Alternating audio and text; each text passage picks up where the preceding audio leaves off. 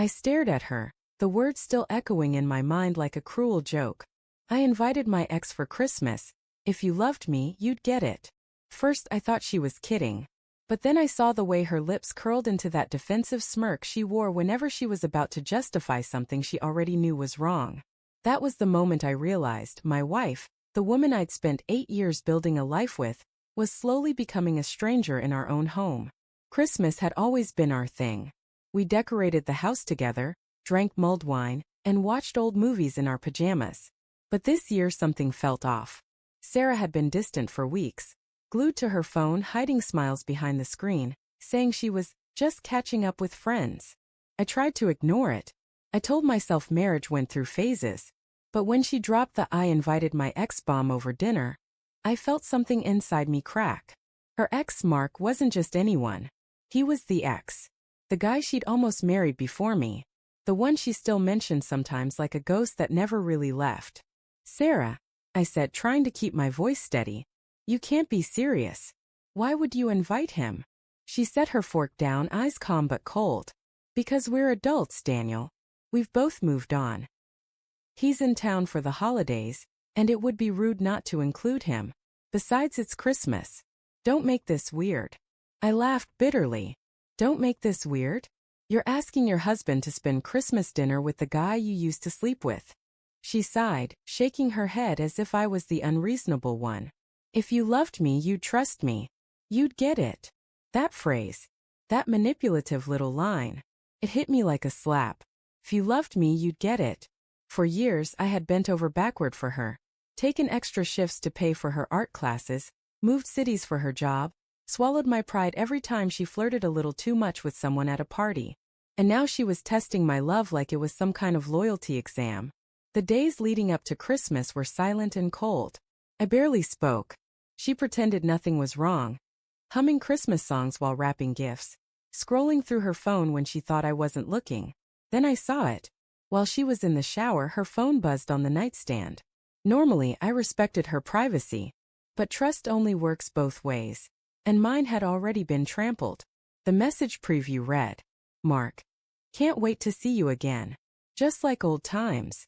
My chest tightened. I scrolled up, my hand shaking, and there it was. Weeks of messages full of inside jokes, late-night heart emojis, and a photo she'd sent of herself in the dress I'd bought her for our anniversary. And the worst part? She'd signed one message. "Hope he doesn't notice how happy I am lately." Something inside me died reading that. I didn't confront her right away. I needed to think. Rage was too easy. I wanted something smarter.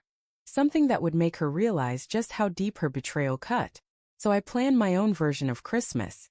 When she asked if I was okay, I told her I was. I even helped her set the table and decorate the tree.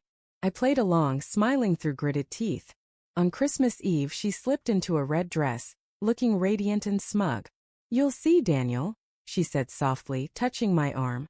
"Tonight will prove we can all be mature about this." "Sure," I said. "Mature." Mark arrived right on time, tall, charming, with that easy grin that used to make me insecure. He greeted me like an old friend, hand extended. I shook it, firmly enough to make him flinch. Dinner was a performance. Sarah laughed too loudly at his jokes. He complimented her cooking. They reminisced about their college days while I sat there, invisible, smiling politely. But I wasn't just sitting there. I had my own plan unfolding quietly in the background.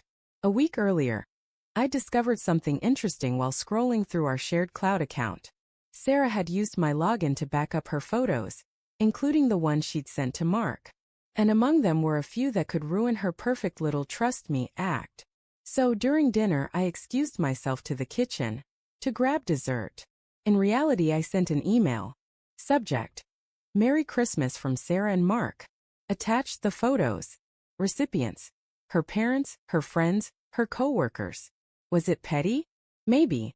But when someone demolishes your heart, you stop caring about moral high ground. I came back with the pie and poured everyone wine. Sarah was glowing, unaware of the digital grenade I just launched. "So," Mark said, raising his glass, "to old memories and new beginnings." "To endings," I corrected, my smile thin. Sarah frowned. "What's that supposed to mean?" I looked her straight in the eyes. You'll find out soon enough. The silence after that was heavy. She knew something was wrong but couldn't quite place it. She laughed awkwardly, tried to change the subject. I played along. 15 minutes later, her phone buzzed once. Then again. And again. Her smile faded. She glanced at the screen and froze. Her face drained of color. Her eyes darted toward me wide with horror. What did you do?" she whispered. Mark looked confused. "Sarah? Everything okay?" She stood up suddenly, clutching her phone. "We need to talk. Now." I leaned back in my chair, sipping my wine. "No need. Everyone's seen what kind of talks you've been having." She opened her mouth, then closed it again. Tears welled in her eyes. "Daniel, please, you don't understand." "Oh, I understand perfectly," I said quietly. "You invited your ex for Christmas because you wanted to see how far you could go before I broke. Congratulations. You found out." She reached for my hand, desperate. "I was lonely. You've been distant. I just wanted to feel." "Wanted to feel what?" I snapped. "Wanted to feel wanted? You could have talked to me, Sarah. Instead, you went to him." Mark stood, looking uncomfortable. I should go." "Yeah," I said coldly. "You probably should have stayed gone years ago." When the door closed behind him, she collapsed on the couch, sobbing. I didn't comfort her. I just watched. 4 years I'd been the fixer, the forgiver, the one who patched every tear she made in our marriage. But that night I realized you can't rebuild something when the foundation is rot. "Daniel," she whispered. "I ruined everything." "Yeah," I said softly. "You did." She looked up, tears streaking her face. "Can we ever?" "No," I cut her off. "Merry Christmas, Sarah." Then I walked upstairs, packed a bag, and left. I spent that night in my car, parked near the lake where we'd once had our first date. Snow fell quietly, blanketing everything in white, cleansing, pure.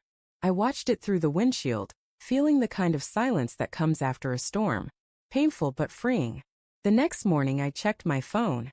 Dozens of messages, apologies, calls begging me to come back. I deleted them all. My revenge wasn't just the email. It was walking away. For good. Because sometimes the most epic revenge isn't destroying someone's life. It's letting them live with the ruins of what they destroyed themselves.